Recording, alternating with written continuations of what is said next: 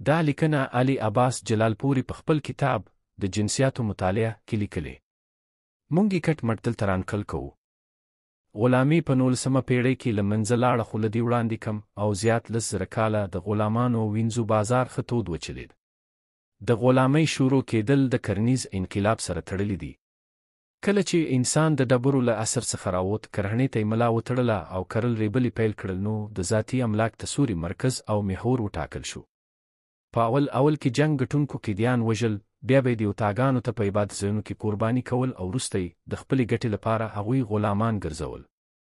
وینځي او غلامان هم د خلکو شخصي دارایي وګڼل شوه او له ځمکې سره به یوځای د زناورو غوندې خرڅېدل. یونانیانو، رومیانو او اسرائیلو خپل قام والا غلامان او وینځي نه جوړول، خو په بابل او چین کې دا هم جایز و چې پلار خپل سرکش زوی او میړه خپله نافرمانه ښځه د وینځي او غلام په حیث وپلوري. په چین او اسرائیلو کې پور ورکوونکي د پور د نه وصول کولو په صورت کې پور وړي او د هغه اولادونه غلامان کول. په ټوله نړۍ باندې د وینځو سوداګري چالانه وه. کله کله په یوه ورځ کې سلګونه وینځي او غلامان لیلام کېدل. په هغه زمانه کې د جنګ یو مقصد د هیوادونو د نیولو نه علاوه د وینځو او غلامانو حاصلول و. سلطانانو او امیرانو د شتمنۍ د اظهار او نفس لرزونې لپاره وینځي او غلامان اخیستل او یو بل ته یې په تحفه کې ورکول. جرجي زیدان لیکي چې د ایران پاچا خسرو خان د روم قیصر مورکس ته 100 غلامان ولیږل چې د تورکي شاهي قبیلې سره یې تعلق درلود او ډیر زیات حسین و. په غوږونو کې د سرو والی او په والیو کې مرغلرې پیلې وې. د روم قیصر د دې په بدل کې د نورو تحفو سره 20 وینځي ورولېږلې چې ټولو په شاهي کورنیو پورې اړه لرله او د هرې وینځي په سر د سرو تاج و. ارسطو په خپل کتاب السیاست کې لیکي چې د ټولنې د استحکام او بقا لپاره د غلام وجود ضروری دی. وینځو غلامانو د خپل بادار له اجازې بغیر واده نشو کولی. د وینځي له خېټې چې کوم بچی پیدا کېده، که هغه به د بل غلام له نطفې څخه پیدا شو، که د آزاد بادار له نطفې څخه، په دواړو حالتونو کې بچی غلام ګڼل کېده. که به کوم غلام خپل بادار وواژه، نو نورو غلامانو ته یې هم بدرېغه سزا ورکول کېدله. یو ځل یو غلام خپل رومي بادار وواژه، له قاتل سره د هغه 400 نور غلامان هم قتل شول. کومو غلامانو به چې په ځمکو کې کار کاوه، د ځمکې د خرڅولو سره به غلامان هم خرڅېدل. لنډه دا چې د ځمکې په مخ په هر قوم کې د غلامانو او وینځو د پیر او پلور رواج موجود و. مسعودي له اسلام نه وړاندې په عربو کې د یو غلام پلورونکي عبدالله بن جدان ذکر کړی دی. دې سړي د غلامانو تجارت کاوه. وایي کله به یې چې غلام واخیست، په غاړه کې به یې ورته پړی واچاوه او په راکښلو به یې خپل کور ته راوست. عربو به له وینځو سره ودونه هم کول او کله کله به یې خپل هغه اولادونه چې له وینځو څخه به یې وزېږېدل آزادول. د عربو نامتو شهسوار او شاعر انتر بن شداد ته همدارنګه ازادي ترلاسه شوې وه. د فتوحاتو په زمانه کې چې کله عربانو په فارس او روم باندې لښکرکشي وکړي، نو له ځانونو سره یې په لکونو فارسي او رومي ښځې راوستلې. په دې سره په حجاز کې د وینځو او غلامانو دومره ګڼه ګوڼه شوه چې هر چاته له 4 ښځو علاوه 20 وینځې هم ورسېدلې. له دغو وینځو نه به چې کوم اولادونه پیدا کېدل، هغو ته یې حجین ویل. د همدې ښځو له امله د هر سړي په کور کې په سلګونو اولادونه پیدا شول. عبدالرحمن بن حکم 150 زامن او 50 لورګانې وزېږولې. د تمیم بن الموز هم په همدې شمېر اولادونه وو. د عمر بن ولید 80 زامن وو چې په هغو کې 80 شهسوار او د پلار غوندې د شان او شوکت څښتنان شول. د همدې غلامۍ وجه وه چې په مدینه کې د نڅا او سندرو لوی مرکزونه جوړ شول. دغو مرکزونو ته بیوتیل کیان ویل چې خلک به د سندرو اورېدلو او د نڅا نندارې ته ورتلل. په کتاب اغاني کې لیکلي چې د عباسیانو د حکومت په وخت کې به هم وینځي د مدینې همدې د نڅا او موسیقي مرکزونو ته لیږل کېدلې ترڅو نڅا او سندرې زده کړي. په بغداد کې هم همداسې مرکزونه جوړ شول چې هلته به ورته دارالفربات ویل. د بنو امیه او بنو عباس په خلافتونو کې چې د خلافت سرحدونه تر روم، فارس، ترکستان، ګورجستان، مصر، سودان، بربر، حبشي او هسپاني پورې پراخه شول، نو د دې قومونو په لکونو وینځي دمشق، بغداد، حلب، موصل، بصرې او کوفې ته راوړل شوې. په دوی کې سپین پوستکي وینځي قیمت اخیستل کېدلې. د یوې سپین رنګې وینځي بیا له 300 نیولې تر 1000 دینارو پورې رسېدله. سپین رنګو غلامانو ته یې ممالک ویل چې د مملوک، جمد او ښایستالکانو ته یې غلمان ویل چې له هغوی سره د عشق اظهار کول د ټولنې پایدابو کې شامل و. دوی به د شراب څښلو په مراسمو کې ساقیتوب کاوه. دوی به د ښځو په شان وریښمینې جامې اغوستلې، عطر به یې وهل، سترګې یې تورولې، په شونډو او په رخسارونو یې سرخي پوډر وهل. پیغلو وینځو ته یې جواري ویل چې د جاریه جمع ده. په دوی کې حسینې وینځې د خیل وت او سیکس لپاره جوړېدلې. المانی مستشرق ایډم میټنر په خپل کتاب د اسلام رنسانس کې د غلامانو وینځو د سوداګرۍ په اړه لیکي. د عباسیانو په دور کې په هر لوی ښار کې د غلامانو وینځو د پلورلو مخصوص بازارو د وینځو سوداګرانو به وینځې واخیستلې او بیا به یې په لوړ قیمت د خرڅولو لپاره د دوی د څېرې او بدن رنګونه بدلول. توربخنې وینځې به یې په سرو سپینو، تور ویښته په ژیړو، سخت بدنونه په نرمو او شنې سترګې به یې په تورو بدلولې. زیړ مخونه به یې سره کول، کمزورې او وچې وینځې به یې چاغولې او له څېرې نه به یې تور داغونه او دانې لرې کولې. د دې بدلولو خپلې طریقې وي او نظر د منطقي او بازار ذوقونو ته به یې په وینځو کې تغییرات راوستل. د هغه وخت یو توجار وی چې په وینځو باندې د 1 درم مصرف بیرته 100 درهمه ګټي. دې توجارانو به وینځو ته ویل چې له بوډا خریدارانو سره په ناز او ادا خبرې وکړي او د ځوانانو په وړاندې بېحیا او شوخي وکړي.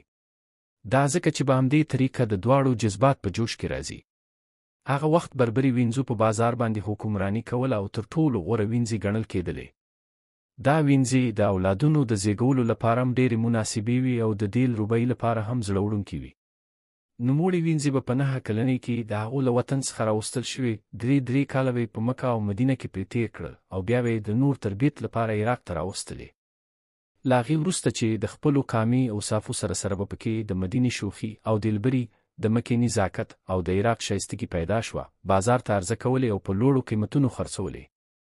خلیفګانو او امیرانو د تربیت شویو وینځو د ترلاسه کولو لپاره خپل گنجونه لوټل. که د بل چاخ کولې او تربیه شوې وینځه به یې ولیدله په زیات نه زیات قیمت یې د هغې د اخیستلو کوش کاوه. یو ځل هارون الرشید د یحیی برمکي په وینځه چې نانیر نومېدله عاشق شو.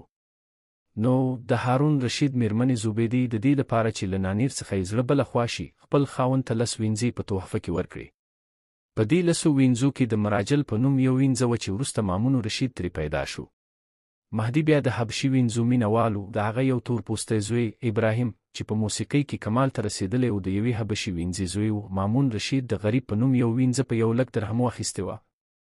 غریب یوه باکماله هنرمنده وه چې د هغې د موسیقۍ په کمالاتو باندې خلیفه المعتز بیلا یو کتاب هم لیکلی و. امیران په شریفو کورنیو کې له واده کولو څخه ډارېدل او وینځو ته یې په آزادو ښځو باندې ترجیح ورکوله. د دې وجه دا وه چې هغوی به وینځې په خپله له کتلو نه پس اخیستې، خو آزادې ښځې به د سلطنتي کورنۍ ښځو انتخابولې. همدا وجه وه چې له ابوالعباس صفا او امین رشید نه بغیر ټول عباسي خلیفګان له وینځو څخه زېږېدلي وو. د منصور مور سلامه یوه بربري وینځه وه. المستکفي د یوې یونانۍ وینځې زوی و. د المتې مور یوه سلاوي وینځه وه چې په شپېلۍ غږولو کې ډېره ماهره وه. او بالاخره هارون رشید د یوې ایرانۍ وینځې خزران زوی و. عباسي خلیفګانو به په وینځو باندې بې دریغه مصرفونه کول. خلیفه مهدي د مکنون په نوم وینځه په 100,000 درهم اخیستې وه او په بس 10,000 دینار مصرف کړي وو. همدارنګه یې په حلا او حسینه په لکونو مصرفونه وکړل. هارون رشید دا ټول خال په 10,000 دینارو اخیستې وه. مسعودي د خلیفه المتوکل په اړه لیکلي چې په حرم کې 4,000 وینځې وي. تیبري په خپل تاریخ کې لیکلي چې په تاریخ کې تر ټولو لوی حرم د خسرو پرویز و چې په هغه کې د وینځو شمېر 12,000 و. مارکو پولو لیکي چې د کوبلای خان لپاره هر کال د ارغوت په نوم د تاتار له یوې علاقې څخه چې حسینې پیغلې لرلې 100 نجونې راوستل کېدلې، په هغو کې به یې 40 انتخاب کړلې او بیا به یې مشرانو ښځو ته وسپارلې چې نګراني وکړي او وګوري چې نوموړې نجونې خو کوم جسماني عیب نه لري، یا د شپې په خوب کې خو خریږي نه، د هغوی ساه خوشبوداره ده که نه، او یا د بدن نه خو بد بوی نه ځي. له دغې معاینې نه پس به یې معطرې کړې، امبر به یې ورته لوګې کړل او د خاقاني شبستان ایشته به یې ولېږلې. فتح علي شاه قاجار شاهي ایران د اولادونو په تولیدولو کې ریکارډ جوړ کړی و. د هغه په سوونو وینځو او صیغو څخه 3,000 لوڼې او زامن پیدا شول. فتح علي شاه د خپل ځان لپاره د عیش او عشرت یو محل جوړ کړی و. هغه محل ته یې نګارستان یا په پښتو کې ښکولیتون ویلې. نوموړي په دې نګارستان کې د سنگ مرمرو یو ډېر ښکلی حمام جوړ کړی و. حمام په داسې ترتیب جوړ و چې له پاسه به لاندې حوض ته په سرخندۍ کې راښویېدلې او په مزه به په لاندې نرمو اوبو کې داخلېدلې. نوموړی به په حوض کې ناست و او له پاسه به یې حسینې وینځې په غېږه کې ورښویېدلې او لوڅه عیشي به یې کوله. د سقلې پاچا ډایونیسیس بیا عجیبه ذوق درلود. هغه به ډېرې کوترې راونیولې، وزرونه به یې ترې پرې کړل او په یوه کوټه کې به یې ازادې کړلې.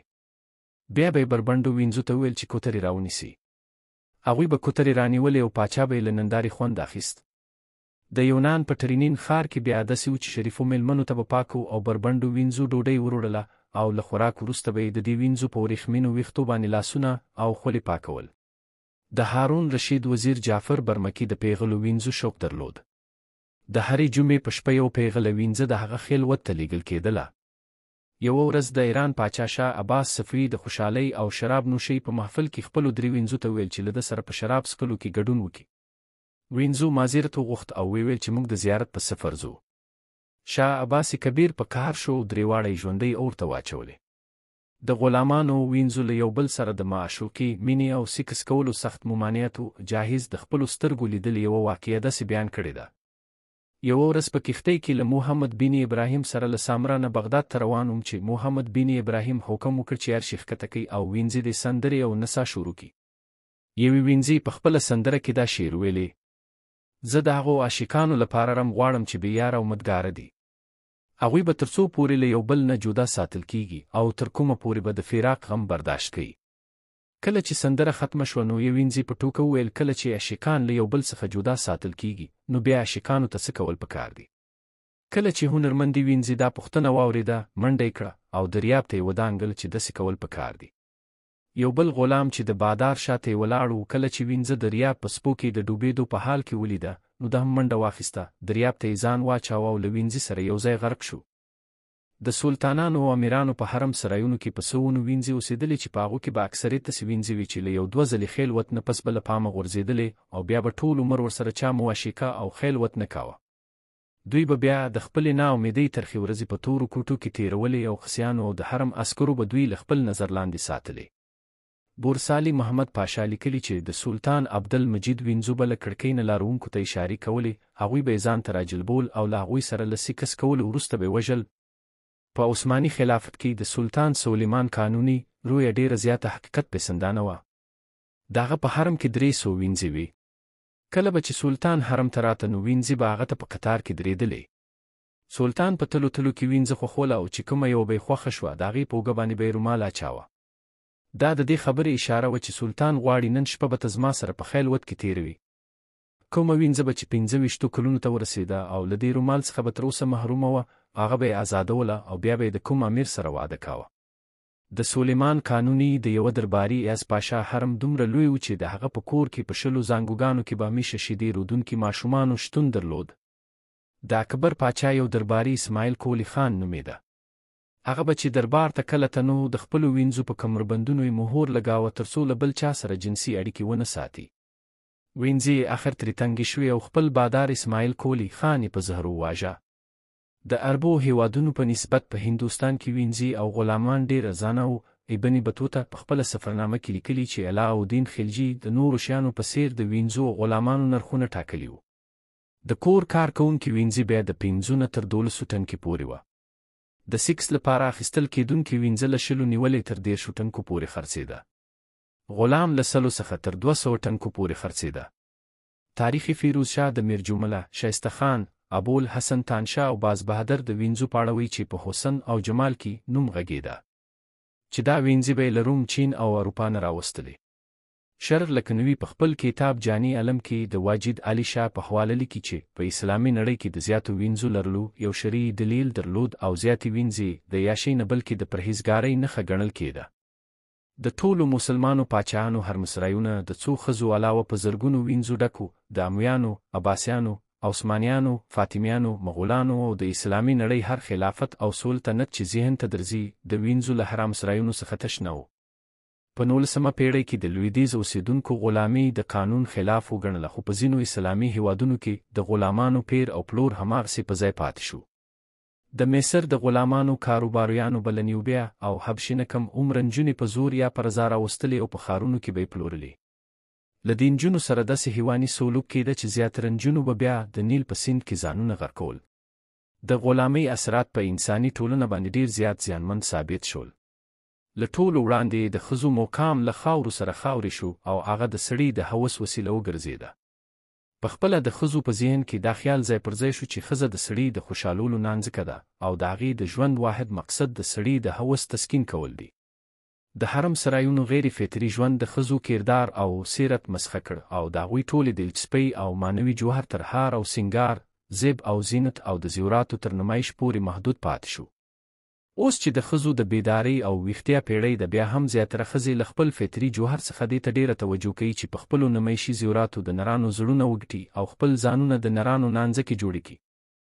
د ښځو او نرانو په غلامان کولو سره د ښځو تر څنګ د سړیو اخلاقو هم سر وخوړ.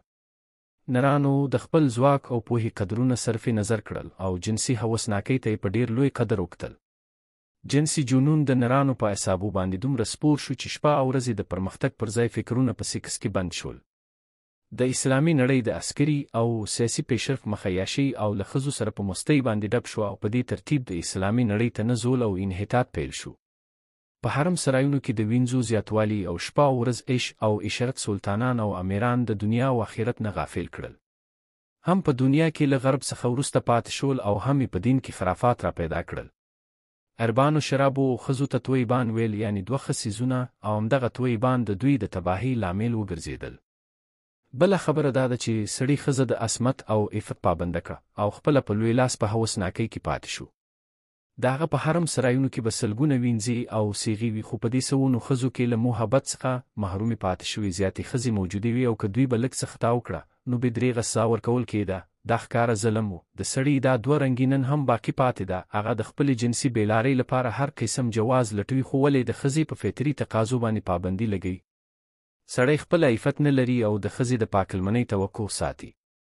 د جنسیاتو له نظره آخري خبره دا ده چې د وینځو تورو پیړیو له امله نن هم د سیکس یا جنسي یوځای کېدنې مقصد د سړي یو طرفه تسکین ګڼل کېږي او ښځه مازې د سړي د خوند اخیستلو وسیله چې هر کله د سړي زړه وي هغه یې خواهش پوره کړي. له نرانو دا هیر دی چې ښځې ته هم د جنسي لیزد اخیستلو دومره حق حاصل دی څومره چې سړي ته حاصل دی. د کوم سړي چې په سوونو وینځي وي نو د خپل جنسي خواهش د ارضا کولو لپاره په حرم او سرایونو کې د سوونو وینځو بندول د فطرت، دیانت او انصاف خلاف کار، خو د فیوډل جاګیردارانه ټولنو کې د مقتدرو طبقو څخه د عدل او انصاف توقع نه شوه کېدلی. لنډه دا چې وینځي او غلامان له سره انسانان نه ګڼل کېدل او له دوی څخه داسې ګټه اخیستل کېده لکه دوی چې عاطفه لرونکي انسانان نه بلکې روبوټان وي.